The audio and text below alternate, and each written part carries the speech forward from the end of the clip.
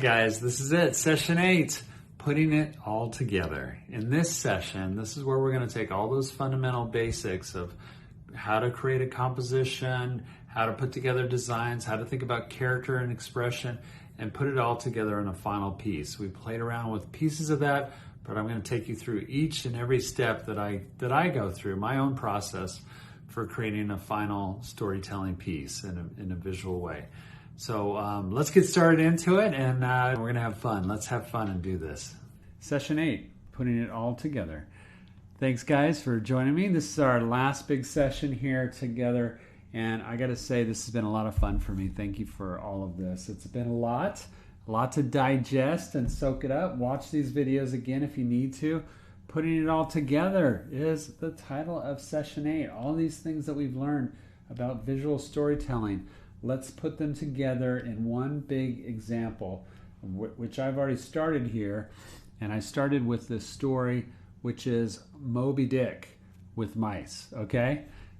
So it's Moby Dick with mice.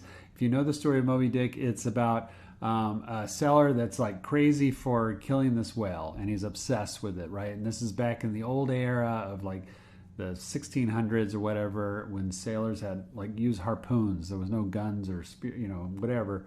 They actually, fished with harpoons and things like that. So I wanted to do it with mice and have fun with it. I'm creating a vertical image, so it'd be more like a poster or a book cover kind of thing. So that's my format, is vertical and long, and I think it goes with the whole long length of the whale, in this case a catfish. So I've done some thumbnails here. Let me show you the first thumbnail. You can see I want to be right there in the action, so I've got some nice linear perspective of the sailboat, and you just see in the background it's almost subliminal, like something's coming up, and you see just the face of this big fish. You get a little sense of scale, but it's not a lot, because I was really showcasing the character of the sailor that wants to kill the fish. And I like this in a lot of ways because it has a lot of character in the storytelling, a lot of expression, but I will say that I think some of these others are more successful because it gives you more sense of the area too. Here's a far shot, okay? This is a lot of fun too, this thumbnail. You get a really good scale size of this big catfish / whale. We see the characters are real small here as he's capsizing their boat. And you get this nice second read. The first read is the fish. The second read is the harpoonist here, the guy trying to kill him. That's not bad. Third one, look at the nice curve into this. And there's a nice curve that keeps going around in this area. There's something I really liked about this one. It has the scale. You see the boat here. The harpoonist is real central here too, so you get like this first read of the big fish, and then the second one of the hunter. Fourth one I did was this one, where it's mostly about him in the foreground, and you see this in the big fish in the background. Not a lot of scale objects here next to the fish to give you a sense of how big that fish is, right? So I like this in a lot of ways. There's a lot of dynamics that I think is pretty cool about it. You definitely get a sense of a big ocean too from it. Not a great relationship between the two main characters for me. So which one do you like best? For me, I picked number 3. That's the one I want to concentrate on. There's a lot of dynamics in that I think is the most successful, at least from my viewpoint of what I want to do. So the first thing I'm going to do is I'm going to enlarge my chosen thumbnail. So I'm going to make it large so that I can really kind of go over it. We're going to refining it. So, and I'm going to think about what I want to keep in this. Like I said, I really like the line of action here, the directional lines that come in here, and then kind of bring our eye back into it. So there's a lot of compositional elements that I like in this. I like the heaviness of the foreground waves and stuff, and keeping those dark is going to be great. I want to showcase, I want to change this. So I want to change him so that he is more directional with the spear. It looks more combative, and play down these guys a little bit, play him up a little bit more in the staging. But I really like the curves here and what's going on from a directional perspective. All right, so now this is where I refined it. So I've already made a lot of changes here in this refinement. Look at this. There is all kinds of things going on here.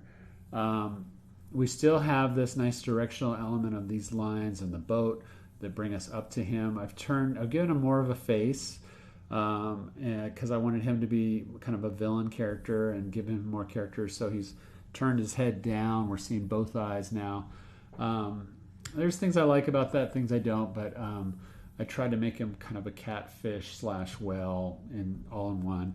I really played with the waves in a linear sense to really create a layered effect. Remember we talked about layers and scale that gives us depth here, and I think I really successfully have that. Also look at the thickness of the lines of the waves that are closer to us compared to the details that are farther away. I'm using thinner lines and things that are farther away.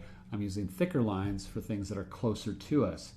Now as we go into the value sketch, that's where I really want to play up. I want to have this be our first read, focal point. Second focal point is this.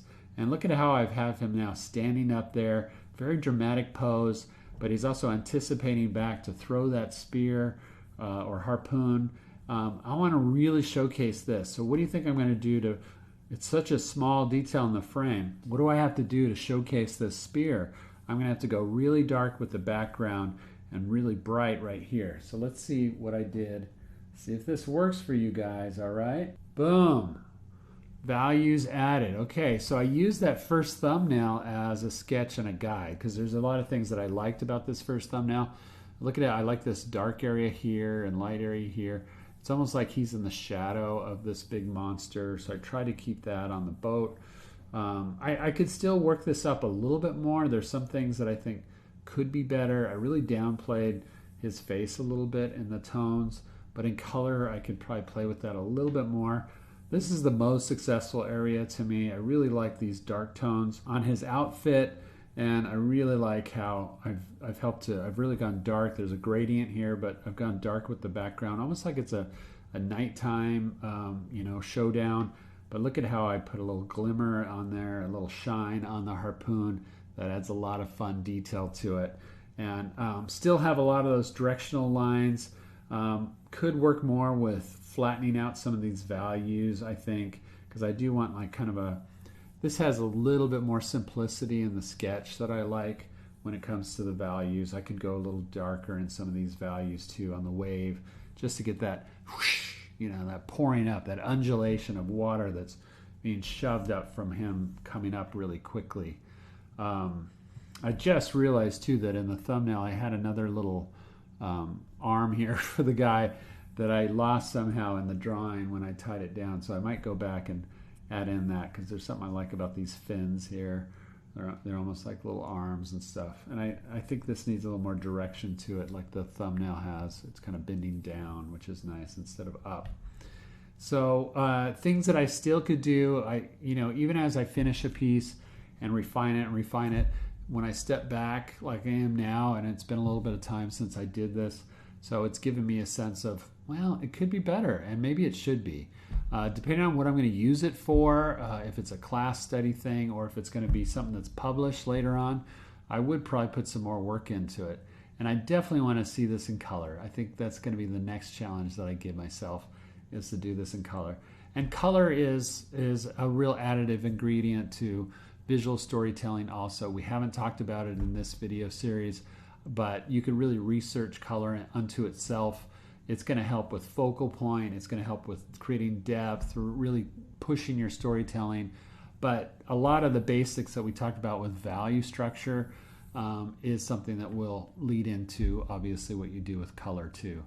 Thank you guys for being with me, and let's go into, in summary, let's put it together. Thanks.